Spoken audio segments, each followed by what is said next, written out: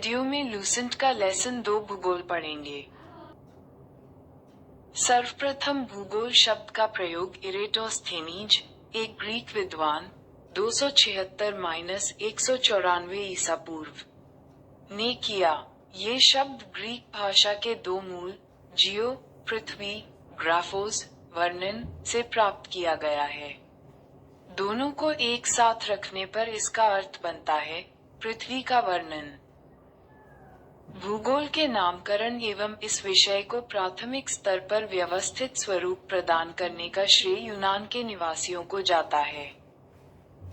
Hecataeus ने अपनी पुस्तक जसपीरियोस अर्थात पृथ्वी का वर्णन में सर्वप्रथम भौगोलिक तत्वों का क्रमबद्ध समावेश किया। अध्ययन के लिए स्वतंत्र विषय के रूप में भूगोल को 19वीं शताब्दी में ही मान्यता मिली। 20वीं शताब्दी के आरंभ में भूगोल मनुष्य और पर्यावरण के पारस्परिक संबंधों के अध्ययन के रूप में विकसित हुआ। इसकी दो विचारधाराएं थीं। एक, संभववाद। इसके अनुसार मनुष्य अपने पर्यावरण में परिवर्तन करने में समर्थ हैं तथा वह प्रकृति प्रदत्त अनेक संभावनाओं को अपनी इच्छा के अनुसार उपयोग कर सकता है। इस विचारधारा के समर्थक हैं भूगोलवेत्ता वाइडल डी ला बछाश और फेब्रे। 2. निश्चयवाद। इसके अनुसार मनुष्य के सारे काम पर्यावरण द्वारा निर्धारित होते हैं, अतः मनुष्य को स्वेच्छापूर्वक कुछ करने की स्वतंत्रता कम है। इस विचारधारा के प्रमुख समर्थक हैं भूगोलवेत्ता रिटर, रेटजल, नवीन निश्चयवाद का संस्थापक एलन सेम्पल और हटिंगटन। भूगोल की कुछ परिभाषाएं। 1. भूगोल एक ऐसा स्वतंत्र विषय है जिसका उद्देश्य लोगों को विश्व, आकाशीय पिंडों, स्थल, महासागरों, जीव जंतुओं, वनस्पति, फलों तथा भूधरातल के क्षेत्रों में देखी जाने वाली प्रत्येक अन्य वस्तु का ज्ञान प्राप्त कराना है। स्ट्रैबो। 2. भूगोल पृथ्वी की झलक को स्वर्ग में देखने वाला आभामय विज्ञान है। कलेडियस, टॉलमी। 3. भूगोल वह विज्ञान है जिसमें पृथ्वी को स्वतंत्र ग्रह के रूप में मान्यता देते हुए उसके समस्त लक्षणों, घटनाओं एवं उसके अंतर्संबंध का अध्ययन किया जाता है। Carl Ritter. 4. भूगोल में पृथ्वी के उस भाग का अध्ययन किया जाता है जो मानव के रहने का स्थान है। Arthur Holmes. 1. ब्रह्मांड। अस्तित्वमान द्रव्य एवं ऊर्जा के सम्मिलित रूप को ब्रह्मांड कहते हैं। दूसरे शब्दों में सूक्ष्मतम अणुओं से लेकर महाकाय आकाशगंगाओं, गैलेक्सीज तक के सम्मिलित स्वरूप को ब्रह्मांड कहा जाता है। ब्रह्मांड की उत्पत्ति से संबंधित प्रमुख सिद्धांत निम्न हैं। महाविस्फोट सिद्धांत, big bang theory, Abbe Georges Lemaitre. साम्यावस्था या सतत सृष्टि सिद्धांत या स्थिर अवस्था संकल्पना, steady state theory, Thomas Gold एवं हरमन बॉडी। दोलन सिद्धांत, pulsating universe theory, doctor Allan Sandage स्फीति सिद्धांत, इन्फ्लेशनरी थियरी, अलीन गुथ। ब्रह्मांड की उत्पत्ति के संबंध में महाविस्फोट सिद्धांत, बिग बैंग थियरी, सर्वाधिक मान्य सिद्धांत है। इसका प्रतिपादन बेल्जियम के खगोलज्ञ एवं पादरी एब जॉर्ज लेमेंट्व ने किया था। बाद में रॉबर्ट बेगुनियर ने इस सिद्धांत की व्याख्या की। महाविस्फोट सिद्धांत के अनुसार आरंभ में वे सभी पदार्थ जिनसे ब्रह्मांड बना है अति छोटे गोलक, एकाकी परमाणु के रूप में एक ही स्थान पर स्थित था, जिनका आयतन अत्यधिक सूक्ष्म एवं तापमान तथा घनत्व अनंत था। 2. अत्यधिक संकेंद्रण के कारण बिंदु का आकस्मिक विस्फोट हुआ, जिसे महाविस्फोट ब्रह्मांडीय विस्फोट, बिग बैंग कहा गया। इस अचानक विस्फोट से पदार्थों का बिखराव हुआ, जिससे सामान्य पदार्थ निर्मित हुए। इसके अलगाव के कारण काले पदार्थ बने, जिनके समूहन से अनेक ब्रह्मांडीय पिंडों का सृजन हुआ। वैज्ञानिकों का विश्वास है कि महाविस्फोट बिग बैंग की घटना आज से 13.7 अरब वर्ष पहले हुई थी। महाविस्फोट के पश्चात सौरमंडल का निर्माण लगभग 4.6 अरब वर्ष पहले हुआ, जिसमें ग्रहों तथा उपग्रहों का निर्माण हुआ। इस प्रकार बिग बैंग परिघटना से ब्रह्मांड की उत्पत्ति हुई और तभी से उसमें निरंतर विस्तार जारी है। इसके साक्ष्य के रूप में आकाशगंगाओं के बीच बढ़ती दूरी का साक्ष्य दिया जाता है। नासा ने 2001 में मैप माइक्रोवेव एनाइसोट्रॉपी प्रोब नामक अनुसंधान में इसकी पुष्टि की। नोटल नासा द्वारा 30 जून 2001 को डेविड विल्किंसन के नेतृत्व में बिग बैंग की पुष्टि हेतु मैप परियोजना माइक्रोवेव एनाइसोट्रॉपी प्रोब मैप का शुभारंभ किया गया। मैप एक खोजी उपग्रह है। इससे प्राप्त चित्रों से बिग बैंग की पुष्टि होती है। 11 फरवरी 2013 को इस आधार पर नासा ने ब्रह्मांड की आयु 13.7 अरब वर्ष निर्धारित करने की घोषणा की। डेविड विल्किंसन की सितंबर 2002 के निधन के पश्चात उनके सम्मान में मैप उपग्रह का नाम 11 फरवरी 2003 को WMAP Wilkinson microwave anisotropy probe रखा गया। भूवैज्ञानिक काल। भूवैज्ञानिक समय के सबसे बड़े खंड को इनोस कहते हैं। एओन का महाकल्प, ईरा में महाकल्प को कल्प, पीरियड में कल्प को युग, ईपॉक में तथा युग को काल, एज में विभाजित किया जाता है। एआन ग्रेटर देन महाकल्प, कल्प, युग, काल। ब्रह्मांड के निरंतर विस्तारण के साक्ष्य जुटाने में एडविन हब्बल का योगदान उल्लेखनीय है।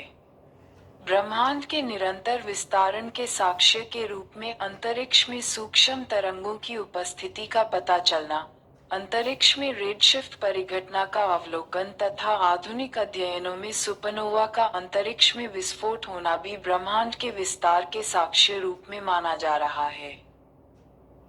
ब्रह्मांड के रहस्यों को जानने के लिए 30 मार्च 2010 को European centre for nuclear research (सर्न) ने जेनेवा में पृथ्वी की सतह से 50 से 175 मीटर नीचे 27.36 किलोमीटर लंबे सुरंग में लार्ज हेड्रोन कोलाइजर (LHC) नामक महाप्रयोग सफलतापूर्वक किया गया। इसमें प्रोटॉन बीमों को लगभग प्रकाश की गति से टकराया गया तथा हिग्स बोसॉन के निर्माण का प्रयास किया गया। माना जाता है कि गॉड पार्टिकल के नाम से जाना जाने वाला हिग्स बोसॉन में ही ब्रह्मांड के रहस्य छिपे हैं, क्योंकि यह सबसे बेसिक यूनिट माना जाता है। सर्न ने 4 जुलाई 2012 को हिग्स बोसॉन से मिलता जुलता सब एटॉमिक पार्टिकल की खोज करने में सफलता हासिल की है। इससे ब्रह्मांड के रहस्यों को जानने में मदद मिलेगी। ब्रिटिश वैज्ञानिक हिंज ने 1964 में कॉस्मोलॉजी समझने हेतु गॉड पार्टिकल परमाण्विक अवधारणा को पेश किया था, जो भारतीय वैज्ञानिक सत्येंद्रनाथ बोस के बोसन थ्योरी पर आधारित थी। ब्रह्मांड का व्यास 10 प्रकाश वर्ष है। ब्रह्मांड में अनुमानतः 100 अरब मंदाकिनी गैलेक्सी है। प्रत्येक मंदाकिनी में अनुमानतः 100 अरब तारे होते हैं। मंदाकिनी तारों का ऐसा समूह जो धुंधला सा दिखाई पड़ता है तथा जो तारा निर्माण प्रक्रिया की शुरुआत का गैसपुंज है, मंदाकिनी गैलेक्सी कहलाता है। हमारी पृथ्वी की अपनी एक मंदाकिनी है, जिसे दुग्ध मेखला या आकाशगंगा मिल्की वे कहते हैं। अब तक ज्ञात इस मंदाकिनी का 80% भाग सर्पिला स्पाइरल है। इस मंदाकिनी को सबसे पहले गैलीलियो ने देखा था। आकाशगंगा की सबसे नजदीकी मंदाकिनी को देवयानी एंड्रोमेडा नाम दिया गया है। नवीनतम ज्ञात मंदाकिनी गैलेक्सी है ड्वार्फ मंदाकिनी। निहारिका नेब्यूला यह एक ब्रह्मांडीय नर्सरी है जहां तारों का जन्म होता है। निहारिका में धूल और गैसों का बादल होता है। सभी तारों का जन्म निहारिका में होता है, सिर्फ कुछ दुर्लभ अवसरों को छोड़कर जिसमें दी न्यूट्रॉन तारे एक श्याम विवह बनाते हैं। वैसे भी न्यूट्रॉन तारे और श्याम विवह मृत तारे माने जाते हैं। यहाँ पाए जाने वाले गैसों में हाइड्रोजन गैस, हीलियम गैस एवं अन्य आयनीकृत प्लाज्मा गैसें होती हैं। निहारिका दो अलग अलग कारणों से बनती है। पहला ब्रह्मांड की उत्पत्ति और दूसरा किसी विस्फोटक तारे से बने सुपरनोवा से। ब्रह्मांड के जन्म के बाद परमाणुओं का जन्म हुआ और इन परमाणुओं से धूल और गैस के बादलों का निर्माण हुआ। सुपरनोवा से जो पदार्थ उत्सर्जित होता है, इससे भी निहारिका का जन्म होता है। इसके उदाहरण हैं वेल और कर्क। निहारिका की उत्पत्ति ब्रह्मांड के जन्म और सुपरनोवा के मिश्रण से भी हो सकता है। निहारिका के कुछ प्रकार। 1. उत्सर्जन निहारिकाएं ये सबसे सुंदर और रंग बिरंगी होती है। ये बन रहे तारों से प्रकाशित होती है। उदाहरण चील व झील निहारिका। 2. परावर्तन निहारिकाएं ये तारों के प्रकाश की परावर्तित करती है। ये तारे या तो निहारिका के अंदर होते हैं या पास में होते हैं। उदाहरण प्लेइडेस निहारिका। 3. श्याम निहारिकाएं ये अपने पीछे से आने वाली प्रकाश को एक दीवार की तरह रोक देती है। यही कारण है कि हम अपनी आकाशगंगा में बहुत दूर तक नहीं देख सकते हैं। 4. ग्रहीय निहारिकाएं इसका निर्माण उस वक्त होता है जब एक सामान्य तारा एक लाल दानव तारे में बदलकर अपने बाहरी तहों को उत्सर्जित कर देता है। इसी वजह से इनका आकार गोल होता है। आर्यन नेबुला हमारी आकाशगंगा के सबसे शीतल और चमकीले तारों का समूह है। तारों के बारे में विस्तृत जानकारी के लिए भौतिक का अध्याय ब्रह्मांड देखें। 2. सीरमंडल। सूर्य के चारों ओर चक्कर लगाने वाले विभिन्न ग्रहों, क्षुद्र ग्रहों, धूमकेतुओं, उल्काओं तथा अन्य आकाशीय पिंडों के समूह को सौरमंडल, सोलर सिस्टम कहते हैं। सौरमंडल में सूर्य का प्रभुत्व है, क्योंकि सौरमंडल निकाय के द्रव्य का लगभग 99.999 द्रव्य सूर्य में निहित है। सौरमंडल के समस्त ऊर्जा का स्रोत भी सूर्य ही है। प्लेनेमस सौरमंडल से बाहर बिल्कुल एक जैसे दिखने वाले जुड़वां पिंडों का एक समूह है। सूर्य, सन। सूर्य सौरमंडल का प्रधान है। ये हमारी मंदाकिनी दुग्धमेखला के केंद्र से लगभग 30,000 प्रकाश वर्ष की दूरी पर एक कोने में स्थित है। ये दुग्धमेखला मंदाकिनी के केंद्र के चारों ओर 250 किलोमीटर प्रति सेकंड की गति से परिक्रमा कर रहा है। इसका परिक्रमण काल दुग्धमेखला के केंद्र के चारों ओर एक बार घूमने में लगा समय 25 करोड़ 250 मिलियन वर्ष है, जिसे ब्रह्मांड वर्ष, कॉस्मोस ईयर कहते हैं। सूर्य अपने अक्ष पर पूर्व से पश्चिम की ओर घूमता है। इसका मध्य भाग 25 दिनों में व ध्रुवीय भाग 35 दिनों में एक घूर्णन करता है। सूर्य एक गैसीय गोला है, जिसमें हाइड्रोजन 71%, हीलियम 26.5% एवं अन्य तत्व 2.5% होता है। सूर्य का केंद्रीय भाग क्रोड को कहलाता है, जिसका ताप 1.5 डिग्री सेल्सियस होता है तथा सूर्य के बाहरी सतह का तापमान 6000 डिग्री सेल्सियस है।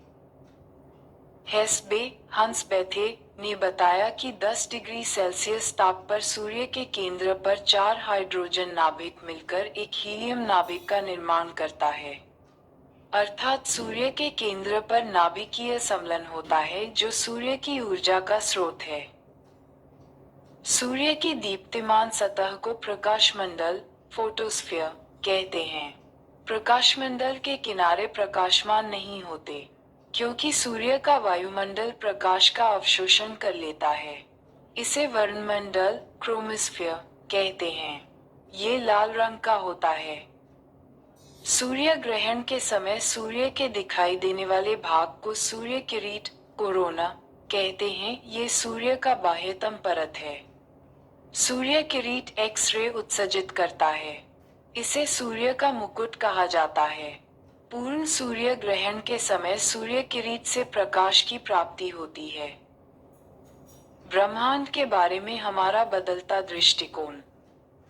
प्रारंभ में पृथ्वी को संपूर्ण ब्रह्मांड का केंद्र माना जाता था, जिसकी परिक्रमा सभी आकाशीय पिंड, सेलेस्टिकल बॉडीज, विभिन्न कक्षाओं, ऑर्बिट में करते थे। इसे भूकेंद्रीय सिद्धांत, जियोसेंट्रिक थ्योरी कहा गया। इसका प्रतिपादन मिस्र यूनानी खगोलशास्त्री क्लॉडियस टॉल्मी ने 140 में किया था। इसके बाद पोलैंड के खगोलशास्त्री निकोलस कोपर्निकस 1473-1543 ने ये दर्शाया कि सूर्य ब्रह्मांड के केंद्र पर है तथा ग्रह इसकी परिक्रमा करते हैं। अतः सूर्य विश्व या ब्रह्मांड का केंद्र बन गया। इसे सूर्य केंद्रीय सिद्धांत, हीलियोसेंट्रिक थ्योरी कहा गया। 16वीं शताब्दी में टाइको के सहायक जोहानेस केप्लर 1571-1630 ने ग्रहीय कक्षाओं के नियमों की खोज की, परंतु इसमें भी सूर्य को ब्रह्मांड का केंद्र माना गया। 20वीं शताब्दी के आरंभ में जाकर हमारी मंदाकिनी दुग्ध मेखला की तस्वीर स्पष्ट हुई। सूर्य को इस मंदाकिनी के एक सिरे पर अवस्थित पाया गया। इस प्रकार सूर्य को ब्रह्मांड के केंद्र पर होने का गौरव समाप्त हो गया। नोट: केप्लर ने सिद्ध किया कि सूर्य के चारों ओर प्रत्येक नक्षत्र का मार्ग दीर्घवृत्ताकार है। सूर्य की उम्र 5 बिलियन वर्ष है। भविष्य में सूर्य द्वारा ऊर्जा देते रहने का समय 10 वर्ष है। सूर्य के प्रकाश को पृथ्वी तक पहुंचने में 8 मिनट 16.6 सेकंड का समय लगता है।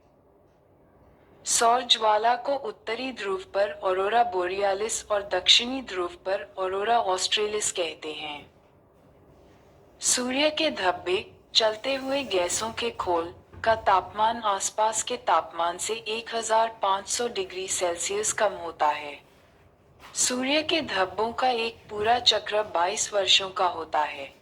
पहले 11 वर्षों तक ये धब्बा बढ़ता है और बाद के 11 वर्षों तक ये धब्बा घटता है।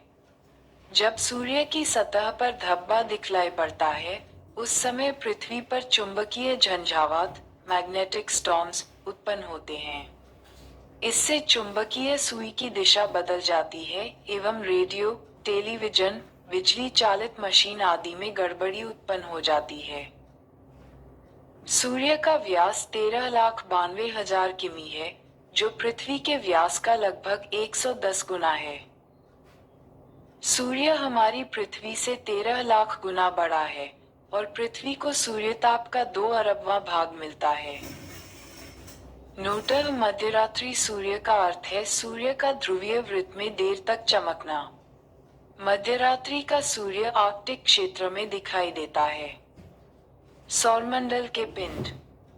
अंतर्राष्ट्रीय खगोलशास्त्रीय संघ, इंटरनेशनल एस्ट्रोनॉमिकल यूनियन (IAU) की प्राग सम्मेलन 2006 के अनुसार सौरमंडल में मौजूद पिंडों को निम्नलिखित 3 श्रेणियों में बांटा गया है। 1. परंपरागत ग्रह बुध, शुक्र, पृथ्वी, मंगल, बृहस्पति, शनि, अरुण एवं वरुण। 2. बौने ग्रह, प्लूटो, चेरॉन, सेरिस, 2003 UB 313। 3.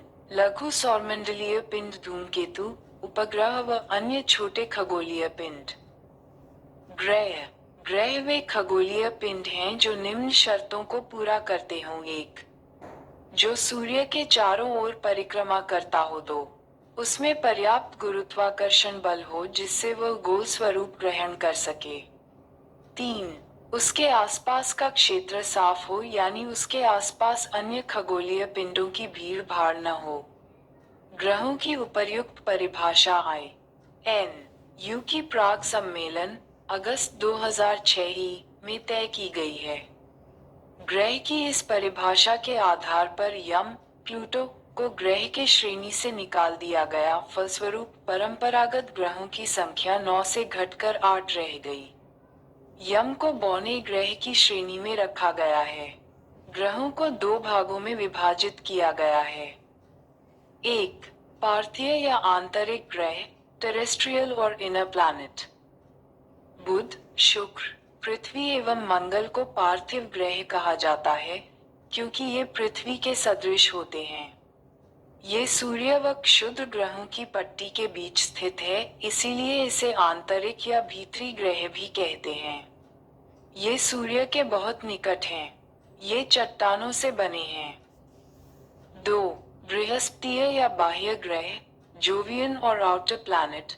बृहस्पति, शनि, अरुण व वरुण को बृहस्पतीय ग्रह कहा जाता है।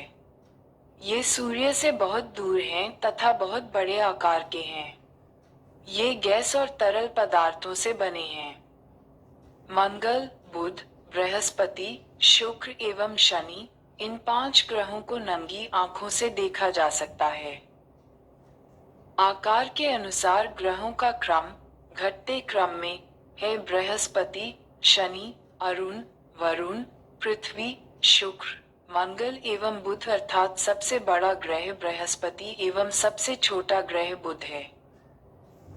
घनत्व के अनुसार ग्रहों का क्रम बढ़ते क्रम में है। शनि, अरुण, बृहस्पति, नेपच्यून, मंगल, शुक्र, बुध एवं पृथ्वी। अर्थात सबसे कम घनत्व शनि का, सबसे अधिक घनत्व पृथ्वी का है। सूर्य से दूरी के अनुसार ग्रहों का क्रम बुध, शुक्र, पृथ्वी, मंगल, बृहस्पति, शनि, अरुण, यूरेनस एवं वरुण, नेपच्यून, यानी सूर्य के सबसे निकट का ग्रह बुध एवं सबसे दूर स्थित ग्रह वरुण है। द्रव्यमान के अनुसार ग्रहों का क्रम बढ़ते क्रम में बुध, मंगल, शुक्र, पृथ्वी, अरुण, वरुण, शनि एवं बृहस्पति, यानी न्यूनतम द्रव्यमान वाला ग्रह बुध एवं अधिकतम द्रव्यमान वाला ग्रह बृहस्पति है। परिक्रमण काल के अनुसार ग्रहों का क्रम बढ़ते क्रम में बुध, शुक्र, पृथ्वी, मंगल, बृहस्पति, शनि, अरुण एवं वरुण। परिभ्रमण काल के अनुसार ग्रहों का क्रम बढ़ते क्रम में बृहस्पति, शनि, वरुण, अरुण, पृथ्वी, मंगल, बुध एवं शुक्र। अपने अक्ष पर झुकाव के आधार पर ग्रहों का क्रम बढ़ते क्रम में शुक्र, बृहस्पति, बुध, पृथ्वी, मंगल, शनि, वरुण एवं अरुण। शुक्र एवं अरुण को छोड़कर अन्य सभी ग्रहों का घूर्णन अध परिक्रमण की दिशा एक ही है। शुक्र एवं अरुण के घूर्णन की दिशा पूर्व से पश्चिम क्लॉकवाइज है, जबकि अन्य सभी ग्रहों के घूर्णन की दिशा पश्चिम से पूर्व एंटी क्लॉकवाइज है। बुध, मर्क्यूरी, ये सूर्य का सबसे नजदीकी ग्रह है, जो सूर्य निकलने के 2 घंटा पहले दिखाई पड़ता है। ये सबसे छोटा व सबसे हल्का ग्रह है। इसके पास कोई उपग्रह नहीं है। इसका सबसे विशिष्ट गुण है इसमें चुंबकीय क्षेत्र का होना। ये सूर्य की परिक्रमा सबसे कम समय में पूरी करता है, अर्थात यह सौरमंडल का सर्वाधिक कक्षीय गति वाला ग्रह है। यहाँ दिन अति गर्म व रातें बर्फीली होती हैं। इसका तापांतर सभी ग्रहों में सबसे अधिक 600 डिग्री सेल्सियस है। इसका तापमान रात में 173 डिग्री सेल्सियस व दिन में 427% हो जाता है। शुक्र, वीनस, ये पृथ्वी का निकटतम, सबसे चमकीला एवं सबसे गर्म ग्रह है। इसे सांझ का तारा या भोर का तारा कहा जाता है, क्योंकि यह शाम में पश्चिम दिशा में तथा सुबह में पूरब की दिशा में आकाश में दिखाई पड़ता है। यह अन्य ग्रहों के विपरीत दक्षिणावर्त क्लॉकवाइज चक्रण करता है। इसे पृथ्वी का भगिनी ग्रह कहते हैं। ये घनत्व, आकार एवं व्यास में पृथ्वी के समान है। ये पृथ्वी के सबसे निकट स्थित ग्रह है। इसके पास कोई उपग्रह नहीं है। बृहस्पति, जुपिटर, ये सौरमंडल का सबसे बड़ा ग्रह है। इसे अपनी धुरी पर चक्कर लगाने में 10 घंटा सबसे कम और सूर्य की परिक्रमा करने में 12 वर्ष लगते हैं। बृहस्पति का द्रव्यमान सूर्य के द्रव्यमान का लगभग 1000वां भाग है। इसके उपग्रह ज्ञानीमीड पीले रंग का सभी उपग्रहों में सबसे बड़ा है। मंगल मार्स, इसे लाल ग्रह रेड प्लैनेट कहा जाता है। इसका रंग लाल आयरन ऑक्साइड के कारण है। यहाँ पृथ्वी के समान 2 ध्रुव हैं तथा इसका कक्षातली 25 डिग्री के कोण पर झुका हुआ है, जिसके कारण यहाँ पृथ्वी के समान ऋतु परिवर्तन होता है। इसके दिन का मान एवं अक्ष का झुकाव पृथ्वी के समान है। यह अपनी धुरी पर 24 घंटे में एक बार पूरा चक्कर लगाता है। इसके 2 उपग्रह हैं फोबस और डीमोस। सूर्य की परिक्रमा करने में इसे 687 दिन लगते हैं। सौरमंडल का सबसे बड़ा ज्वालामुखी ओलिपस मेसी एवं सौरमंडल का सबसे ऊंचा पर्वत निक्स ओलंपिया जो माउंट एवरेस्ट से 3 गुना अधिक ऊंचा है, इसी ग्रह पर स्थित है। नोट: मार्स ओडेसी नामक कृत्रिम उपग्रह से मंगल पर बर्फ छिद्रकों और हिमशीतित जल की उपस्थिति की सूचना मिली है। इसीलिए पृथ्वी के अलावा यह एकमात्र ग्रह है जिस पर जीवन की संभावना व्यक्त की जाती है। 6 अगस्त 2012 को नासा का मार्स क्यूरियोसिटी रोवर नामक अंतरिक्षयान मंगल ग्रह पर गेल केटर नामक स्थान में पहुंचा। यह मंगल पर जीवन की संभावना तथा उसके वातावरण का अध्ययन कर रहा है। भारतीय अंतरिक्ष अनुसंधान संस्थान इसरो ने अपना Mangalyaan Mars orbit mission mom 5 नवंबर 2013 को श्रीहरिकोटा, आंध्र प्रदेश से ध्रुवीय अंतरिक्ष प्रक्षेपण यान PSLV-C25 से प्रक्षेपित किया। ये भारत का पहला अंतर्ग्रहीय अभियान है। इसरो सोवियत अंतरिक्ष कार्यक्रम, नासा एवं यूरोपियन अंतरिक्ष एजेंसी के बाद चौथी अंतरिक्ष एजेंसी है जिसने मंगल ग्रह के लिए अपना अंतरिक्ष यान भेजा। शनि सैटर्न, यह आकार में दूसरा सबसे बड़ा ग्रह है। यह मुख्यतः 2 हल्के गैस हाइड्रोजन एवं हीलियम से बना है। इसकी विशेषता है इसके तल के चारों ओर वलय का होना, मोटी प्रकाश वाली कुंडली। चलय की संख्या 7 है। यह आकाश में पीले तारे के समान दिखाई पड़ता है। इसका घनत्व 0.7 घनग्राम प्रति सेंटीमीटर सभी ग्रहों एवं जल से भी कम है, यानी इसे जल में रखने पर तैरने लगेगा। शनि का सबसे बड़ा उपग्रह टाइटन है जो सौरमंडल का दूसरा सबसे बड़ा उपग्रह है। यह आकार में बुध के बराबर है। टाइटन की खोज 1665 में डेनमार्क के खगोलशास्त्री क्रिश्चियन हाइजोन ने की। यह एकमात्र ऐसा उपग्रह है जिसका पृथ्वी जैसा स्वयं का सघन वायुमंडल है। फोबे नामक शनि का उपग्रह इसकी कक्षा में घूमने की विपरीत दिशा में परिक्रमा करता है। अरुण यूरेनस, यह आकार में तीसरा सबसे बड़ा ग्रह है। इसका तापमान लगभग -215 डिग्री सेल्सियस है। इसकी खोज 1781 में विलियम हर्शेल द्वारा की गई है। इसके चारों ओर निवलियों में 5 वलियों का नाम अल्फा, बीटा, 3, गामा, 1, डेल्टा एवं इप्सिलॉन है। यह अपने अक्ष पर पूर्व से पश्चिम की ओर दक्षिणावर्त घूमता है, जबकि अन्य ग्रह पश्चिम से पूर्व की ओर वामावर्त घूमते हैं। यहाँ सूर्योदय पश्चिम की ओर एवं सूर्यास्त पूरब की ओर होता है। इसके सभी उपग्रह भी पृथ्वी की विपरीत दिशा में परिभ्रमण करते हैं। यह अपनी धुरी पर सूर्य की ओर इतना झुका हुआ है कि लेटा हुआ सा दिखलाई पड़ता है, इसलिए इसे लेटा हुआ ग्रह कहा जाता है। इसका सबसे बड़ा उपग्रह टाइटेनिया है। वरुण, नेपट्यून। इसकी खोज 1846 में जर्मन खगोलज्ञ जहांग गाले ने की है। नई खगोलीय व्यवस्था में ये सूर्य से सबसे दूर स्थित ग्रह है। इसके चारों ओर अति शीतल मीथेन का बादल छाया हुआ है। इसके उपग्रहों में ट्राइटन प्रमुख है। पृथ्वी, अर्थ। पृथ्वी आकार में पांचवी सबसे बड़ा ग्रह है। पृथ्वी का अक्ष उसके कक्षा तल पर बने लंब से 23 डिग्री 30 झुका हुआ है। दूसरे शब्दों में पृथ्वी का अक्ष पृथ्वी की कक्षा तल से 66 डिग्री 30 का कोण बनाला है। ये सौरमंडल का एकमात्र ग्रह है जिस पर जीवन है। इसका घनत्व सभी ग्रहों में सबसे अधिक 5.5 घन ग्राम प्रति सेंटीमीटर है। इसका एकमात्र उपग्रह चनामा और औसत व्यास 12,742 किलोमीटर है।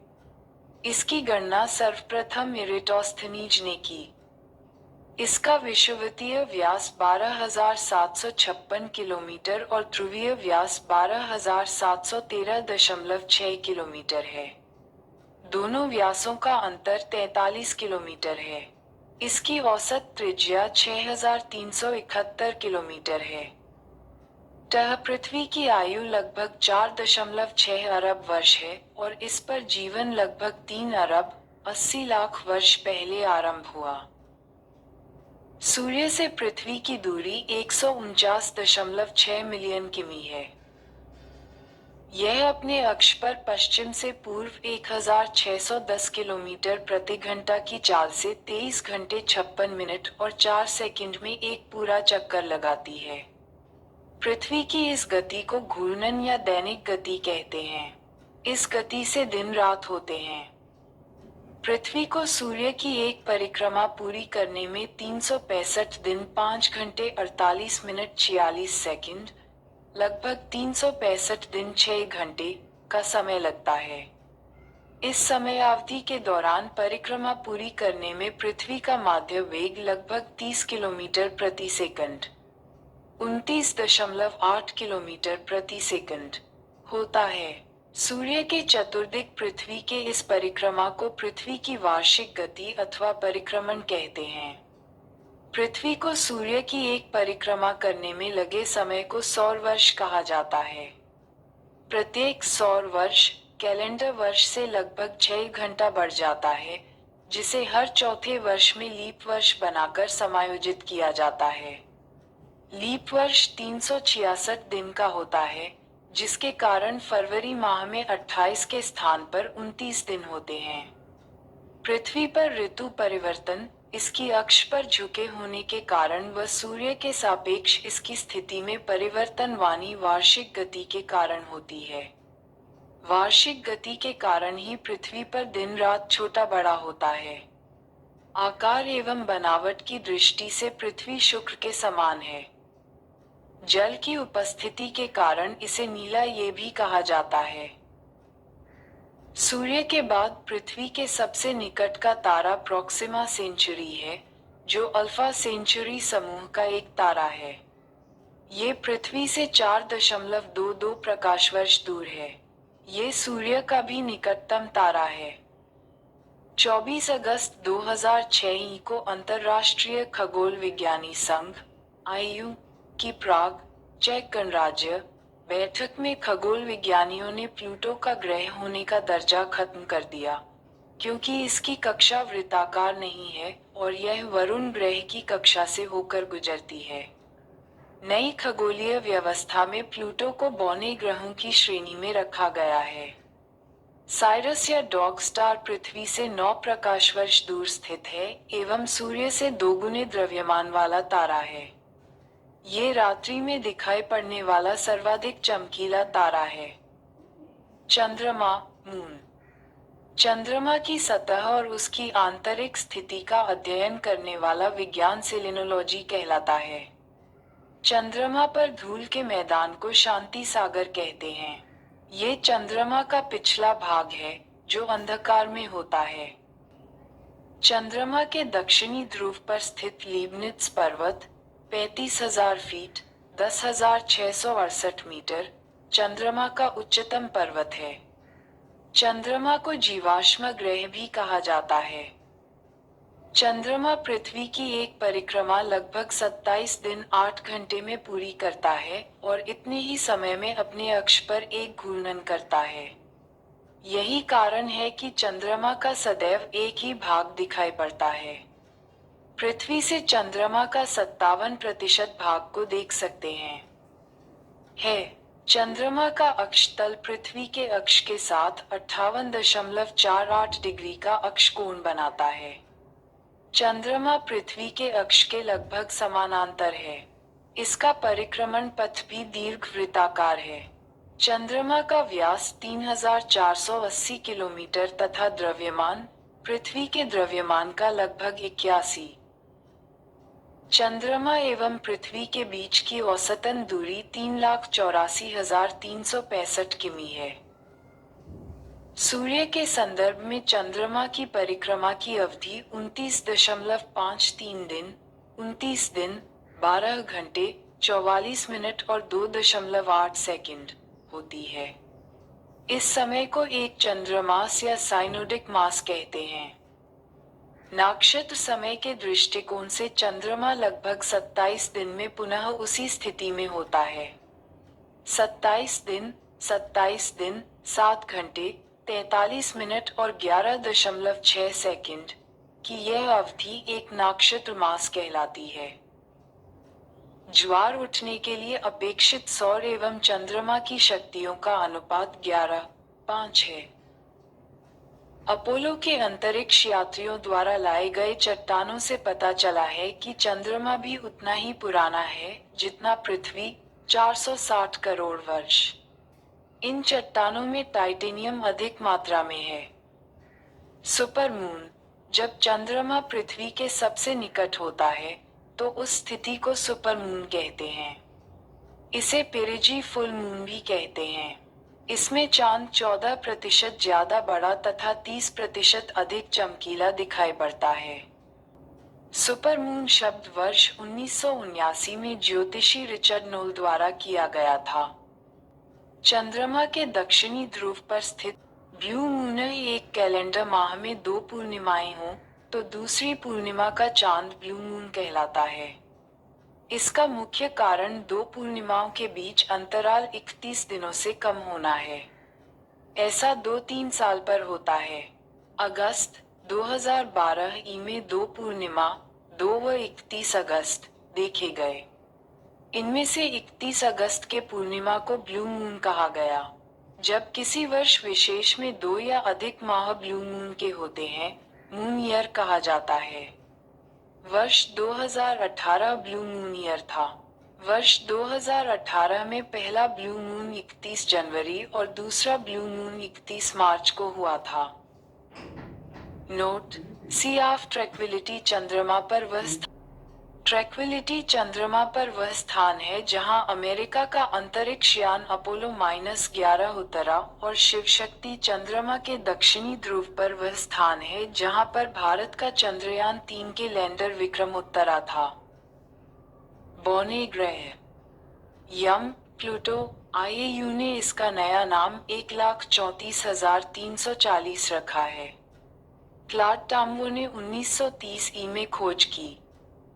अगस्त 2006 की आईएयू की प्राग सम्मेलन में ग्रह कहलाने के मापदंड पर खरे नहीं उतरने के कारण यम को ग्रह की श्रेणी से अलग कर बौने ग्रह की श्रेणी में रखा गया है।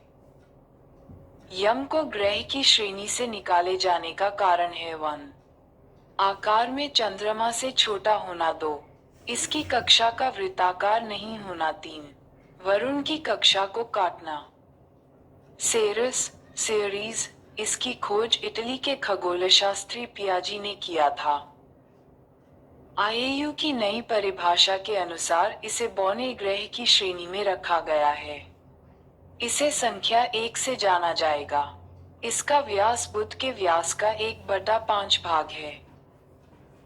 अन्य बौने ग्रह हैं चेरॉन एवं 2003 313 इरिस।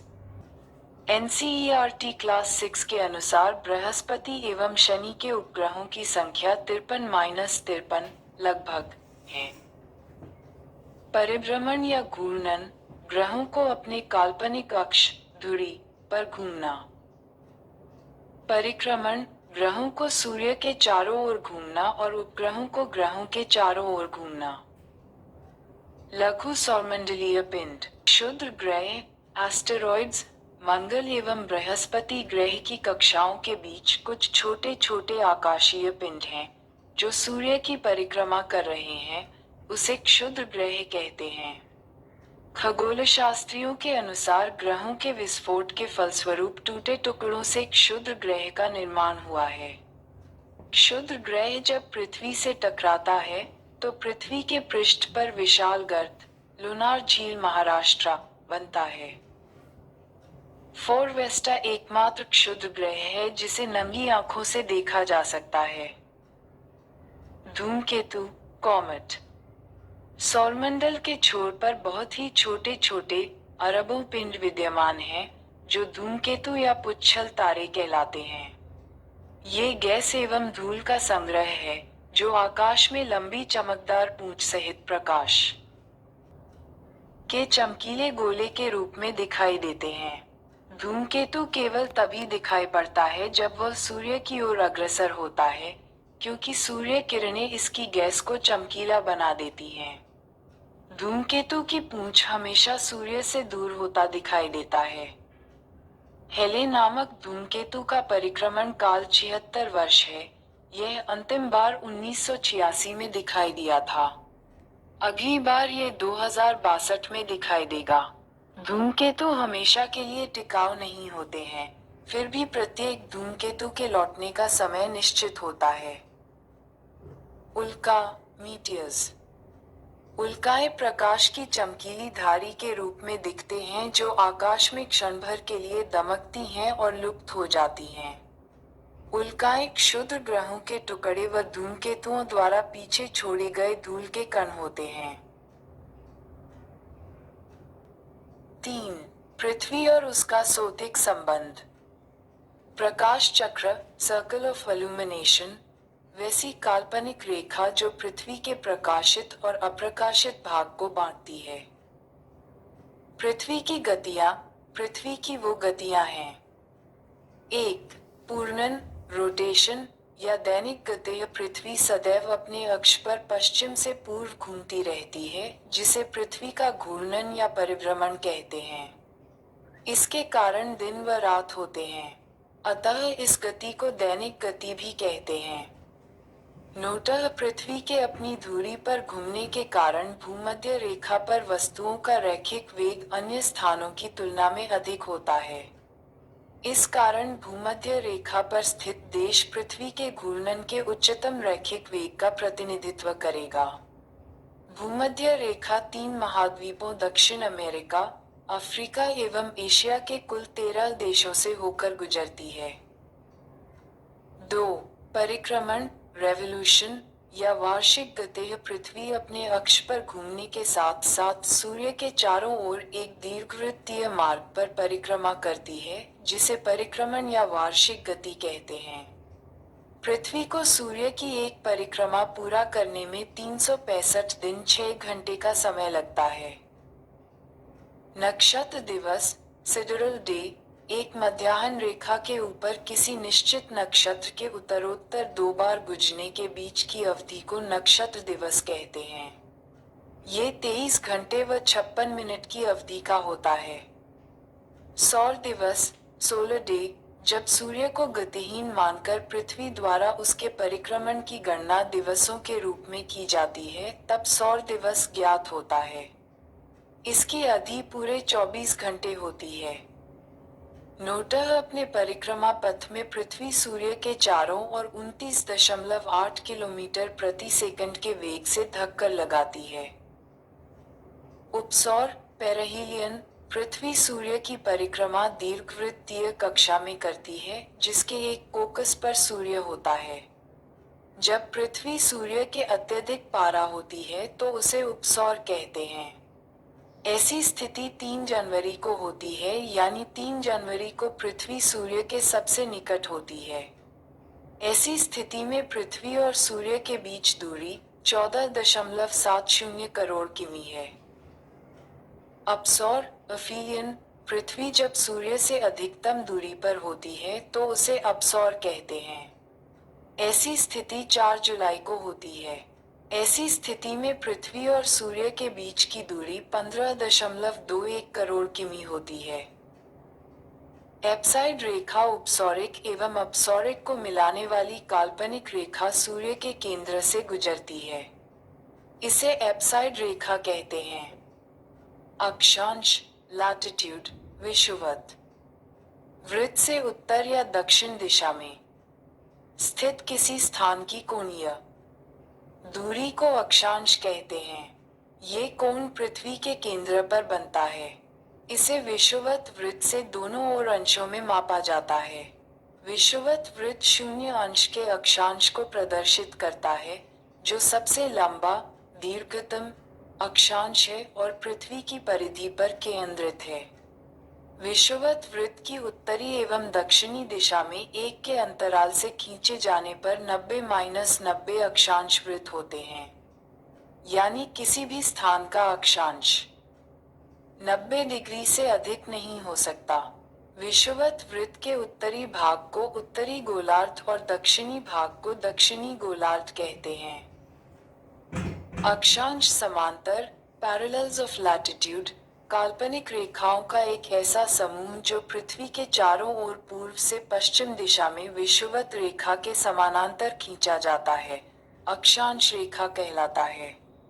अथवा भूमध्य रेखा से एक समान कोणीय दूरी वाले स्थानों को मिलाने वाली रेखा को अक्षांश रेखा कहते हैं। भूमध्य रेखा 0 डिग्री की अक्षांश रेखा है, अतः इस पर स्थित सभी स्थानों का अक्षांश 0 डिग्री होगा। भूमध्य रेखा के उत्तर में स्थित अक्षांश रेखाओं को उत्तरी अक्षांश रेखाएं तथा इसके दक्षिण में स्थित अक्षांश रेखाओं को दक्षिणी अक्षांश रेखाएं कहते हैं। दो अक्षांश रेखाओं के मध्य की दूरी 111 किलोमीटर होती है। यदि अक्षांश समांतरों को 1 के अंतराल पर खींचते हैं तो उत्तरी एवं दक्षिणी दोनों गोलाकों में 89 अक्षांश समांतर होंगे। इस प्रकार विषुवत वृत्त को लेकर अक्षांश समांतरों की कुल संख्या 179 होगी। भूमध्य रेखा के उत्तर में 23 अक्षांश को कर्क रेखा और दक्षिण 1 डिग्री 2 में 23 अक्षांश को मकर रेखा कहते हैं। 2. भूमध्य रेखा के उत्तर में 66 डिग्री 30 अक्षांश को आर्कटिक वृत्त और दक्षिण में 66 डिग्री 30 अक्षांश को अंटार्कटिक वृत्त कहते हैं। 2. कर्क रेखा निम्न देशों से होकर गुजरती है: ताइवान, चीन, म्यांमार, बांग्लादेश, भारत, ओमान, संयुक्त अरब अमीरात, सऊदी अरब, मिस्र, Libya, Niger, Algeria, Mali, Mauritania, Sahara, Bahamas एवं मेक्सिको। मकर रेखा निम्न देशों से होकर गुजरती है: Chile, Argentina, Paraguay, Brazil, Namibia, Botswana, दक्षिण अफ्रीका, मोजाम्बिक, मेडागास्कर, ऑस्ट्रेलिया। विषुवत रेखा निम्न देशों से होकर गुजरती है: Ecuador, Colombia, Brazil, Gabon, Congo गणराज्य, लोकतांत्रिक कांगो गणराज्य, Uganda, Kenya, Somalia, Maldives, Indonesia, Kiribati एवं साओ तोमे और प्रिंसिपे। देशांतर लॉन्गिट्यूड ग्रीनविच रेखा से किसी स्थान की कोणात्मक दूरी को उस स्थान का देशांतर कहते हैं, अथवा उत्तरी तथा दक्षिणी ध्रुव को मिलाने वाली काल्पनिक रेखा को देशांतर रेखा कहते हैं। देशांतर रेखाओं की लंबाई बराबर होती है। ये रेखाएं समानांतर नहीं होती हैं। ये रेखाएं उत्तरी तथा दक्षिणी ध्रुव पर एक बिंदु पर मिल जाती हैं। ध्रुवों से विषुवत रेखा की ओर बढ़ने पर देशांतरों के बीच की दूरी बढ़ती जाती है तथा विषुवत रेखा पर इसके बीच की दूरी अधिकतम 111.32 किलोमीटर होती है। देशांतर रेखाओं को एक समान होने के कारण इसकी गणना में कठिनाई थी। इसलिए सभी देशों ने सर्वसम्मति से यह निश्चित किया कि ग्रीनविच वेधशाला से गुजरने वाली देशांतर रेखा से गणना शुरू की जानी चाहिए। अतः इसे हम प्रधान मध्याह्न रेखा कहते हैं। इस देशांतर का मान 0 डिग्री है। इससे हम 180 डिग्री पूर्व तथा 180 डिग्री पश्चिम देशांतर की गणना करते हैं। प्रधान मध्याह्न रेखा की बाईं ओर की रेखाएं पश्चिमी देशांतर और दाहिनी ओर की रेखाएं पूर्वी देशांतर कहलाती हैं।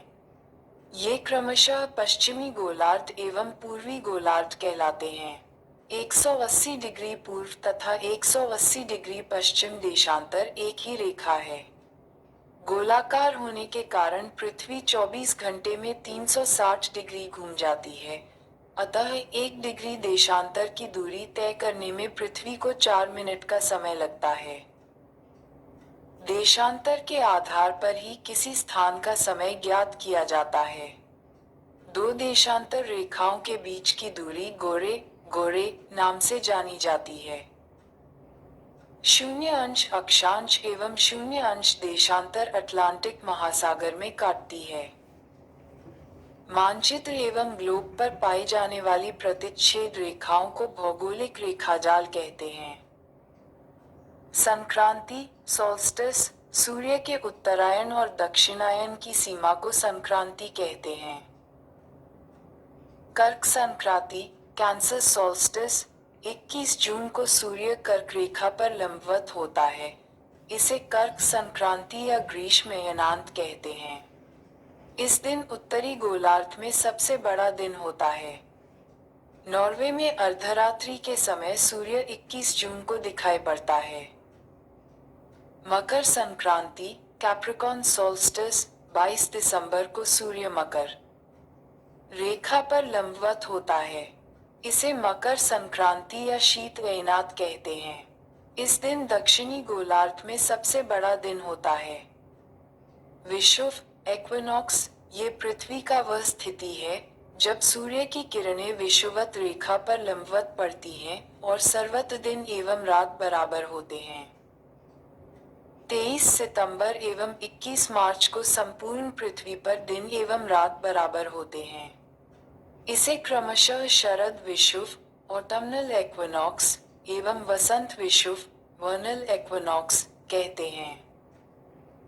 21 मार्च से 23 सितंबर की अवधि में उत्तरी गोलार्ध सूर्य का प्रकाश 12 घंटे या अधिक समय तक प्राप्त करता है। अतः यहाँ दिन बड़े एवं रातें छोटी होती हैं। जैसे जैसे उत्तरी ध्रुव की ओर बढ़ते जाते हैं, दिन की अवधि भी बढ़ती जाती है।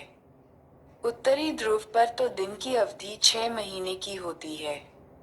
23 सितंबर से 21 मार्च तक सूर्य का प्रकाश दक्षिणी गोलार्ध में 12 घंटे या अधिक समय तक प्राप्त होता है। जैसे जैसे दक्षिणी ध्रुव की ओर बढ़ते हैं, दिन की अवधि भी बढ़ती है। दक्षिणी ध्रुव पर इसी कारण 6 महीने तक दिन रहता है। इस प्रकार उत्तरी ध्रुव एवं दक्षिणी ध्रुव दोनों पर ही 6 महीने तक दिन व 6 महीने तक रात्रि रहती है। पृथ्वी को अपनी अक्ष पर झुकी होने के कारण दिन एवं रात छोटा बड़ा होता है।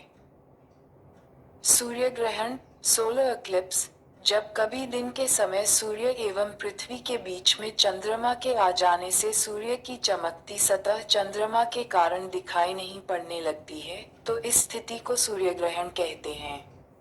जब सूर्य का एक भाग छिप जाता है तो उसे आंशिक सूर्य ग्रहण, और जब पूरा सूर्य ही कुछ क्षणों के लिए छिप जाता है तो उसे पूर्ण सूर्य ग्रहण कहते हैं।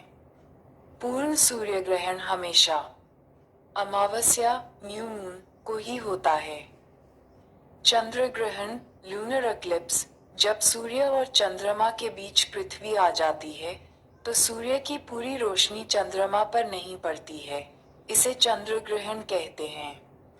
चंद्र ग्रहण हमेशा पूर्णिमा फुल मून की रात्रि में ही होता है।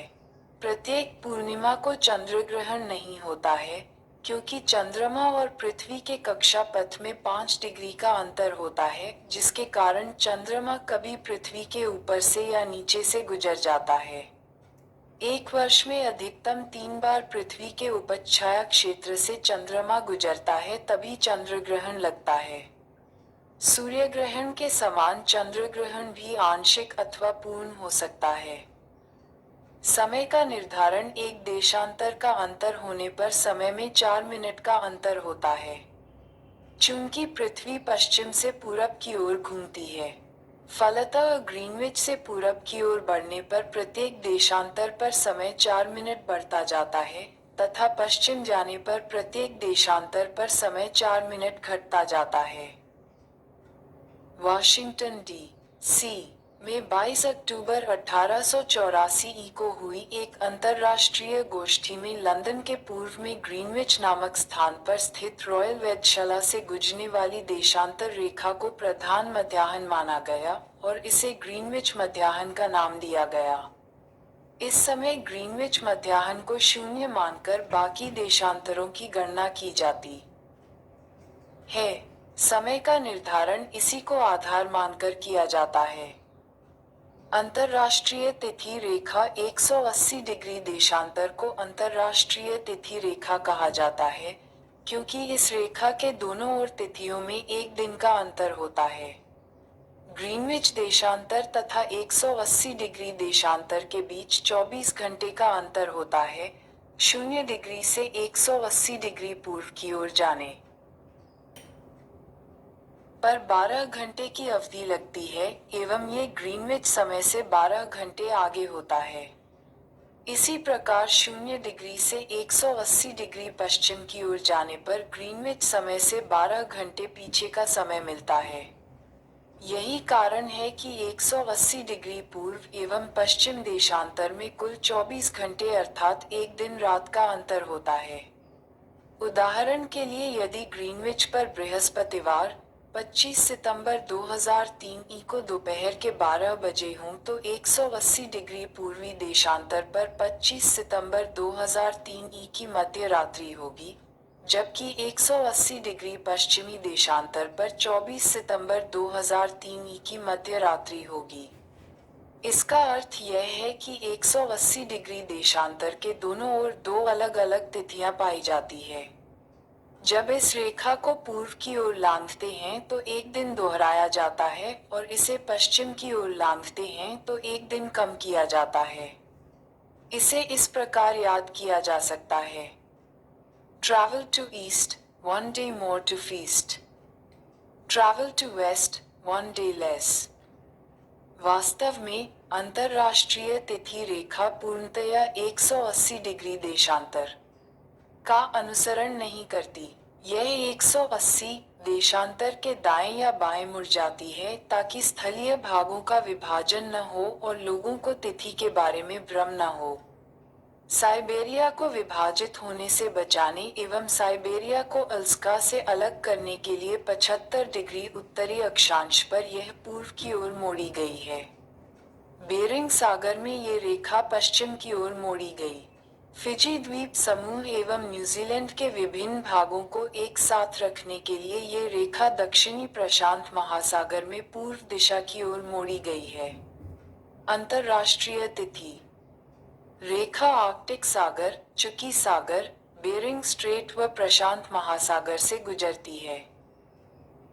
1884 में वाशिंगटन में संपन्न इंटरनेशनल मेरिडियन कॉन्फ्रेंस में 180वें याम्योत्तर को अंतर्राष्ट्रीय तिथि रेखा निर्धारित किया गया है।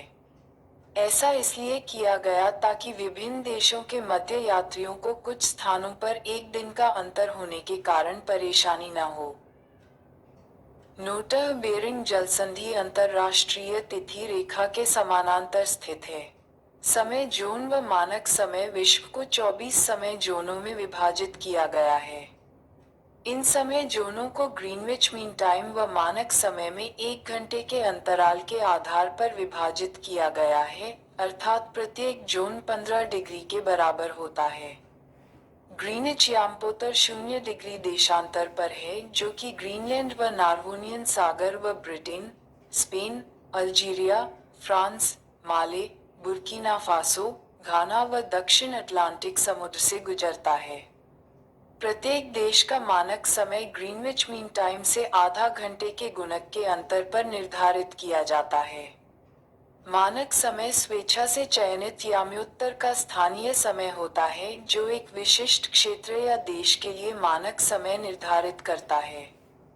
चूंकि पृथ्वी पश्चिम से पूर्व की ओर चक्कर लगाती है, अतः वे स्थान जो ग्रीनविच के पूर्व में हैं, उनका समय ग्रीनविच समय से आगे होगा तथा जो पश्चिम में है उनका समय पीछे होगा। पृथ्वी लगभग 24 घंटे में अपने अक्ष पर 360 डिग्री घूम जाती है, अर्थात वह 1 घंटे में 15 डिग्री एवं 4 मिनट में एक घूमती है। इस प्रकार जब ग्रीनविच में दोपहर के 12 बजते हैं, तब ग्रीनविच से 15 डिग्री पूर्व में समय होगा 15,460 मिनट, अर्थात ग्रीनविच के समय से 1 घंटा आगे, अर्थात वहां दोपहर का 1 बजा होगा। लेकिन ग्रीनविच से 15 डिग्री पश्चिम का समय ग्रीनविच समय से 1 घंटा पीछे होगा, यानी यहाँ सुबह के 11 बजे होंगे। इसी प्रकार जब ग्रीनविच पर दोपहर के 12 बजे होंगे, उस समय 180 डिग्री पर मध्य रात्रि होगी। किसी स्थान पर जब सूर्य आकाश में अपने उच्चतम बिंदु पर होता है, दोपहर में उस समय घड़ी में दिन के 12 बजते हैं। भारत में 82 डिग्री पूर्वी देशांतर जो इलाहाबाद के निकट मिर्जापुर से गुजरती है, के समय को मानक समय माना गया है। ये समय ग्रीनविच से 5 घंटा आगे है। अतः जब ग्रीनविच में दोपहर के 12 बजे हों तो उस समय भारत में शाम के 5 बजेंगे। ग्रीनविच यूनाइटेड किंगडम यूके में है। मानक समय 7 डिग्री के गुणक में लिया जाता है। कुछ देशों में अत्यधिक देशांतरीय विस्तार के कारण एक से अधिक मानक समय की व्यवस्था की गई है। संयुक्त राज्य अमेरिका में 9 समय जोन, रूस में 11 समय जोन तथा ऑस्ट्रेलिया में 3 समय जोन की व्यवस्था की गई है। विषुवत रेखा इक्वेटर पृथ्वी की मध्य सतह से होकर जाने वाली वह अक्षांश रेखा है जो उत्तरी व दक्षिणी ध्रुव से बराबर दूरी पर होती है। ये 0 अंश की अक्षांश रेखा है। विषुवत रेखा के उत्तरी भाग को उत्तरी गोलार्ध और दक्षिणी भाग को दक्षिणी गोलार्ध कहते हैं। कटिबंध जोन प्रत्येक गोलार्ध को ताप के आधार पर कई भागों में बांटा गया है। इन भागों को कटिबंध कहते हैं। वे निम्न हैं: उष्ण कटिबंध ट्रॉपिकल जोन, विषुवत रेखा से 30 डिग्री उत्तर एवं 30 डिग्री दक्षिण का भाग। यहाँ वर्ष में 2 बार सूर्य शीर्ष पर चमकता है। इस भाग का मौसम सदैव गर्म रहता है।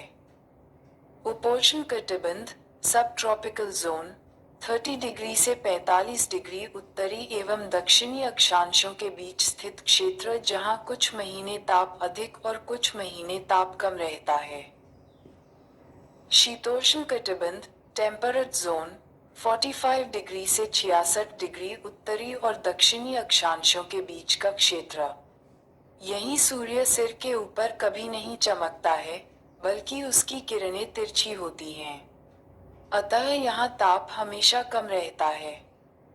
ध्रुवीय कटिबंध पोलर जोन 66 डिग्री से 90 के मध्य स्थित क्षेत्र जहाँ ताप अत्यंत ही कम रहता है, जिसके फलस्वरूप वहीं हमेशा बर्फ जमी रहती है। अक्षय उत्तरी ध्रुव और दक्षिणी ध्रुव को मिलाने वाली काल्पनिक रेखा जिस पर पृथ्वी घूमा करती है। ध्रुव पृथ्वी पर वे 2 बिंदु जिनसे होकर काल्पनिक अक्ष गुजरता है। अक्षांश किसी स्थान की विषुवत वृत्त से उत्तर या दक्षिण की।